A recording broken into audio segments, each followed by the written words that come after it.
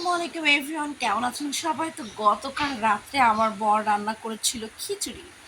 So আমি তো রান্না বাড়া তেমন পারি না, ও মাশাআল্লাহ সব রান্না বাড়া পারে।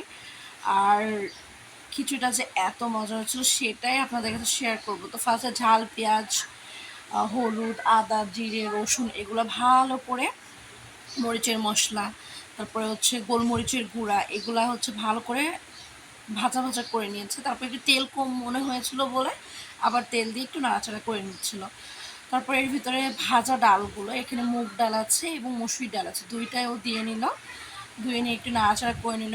এই ডালটাকে একটু ভাজা ভাজা করে ফেলেছে, একদমই ভাজা ভাজা করে ফেলেছে। তার হাতে রান্নার কোনো মানে ভুল ধরা যাবে না, সে এত সুন্দর রান্না করে। আর তার মধ্যে চাল দিয়ে দিয়েছিল, চাল দিয়ে এগুলো কষিয়ে নেবে, চাল ডাল এগুলো সব ভালো করে কষায় নিয়ে এর মধ্যে হচ্ছে ওর মনে হয়েছিল যে একটু মরিচের গুঁড়া দেওয়া উচিত, মরিচ কম হবে, তো মরিচের গুঁড়া দিয়ে এর মধ্যে আমার শাশুড়ি একটু পানি দিয়ে দিল পরিমাণ মতন। আর আমি বসে বসে মজা নিচ্ছিলাম। তারপর রাইস কুকারে দিল, কিছুক্ষণ বলক নিয়ে খিচুড়িটা রেডি হয়ে গেছিলো। মাশাআল্লাহ ভালো ছিল।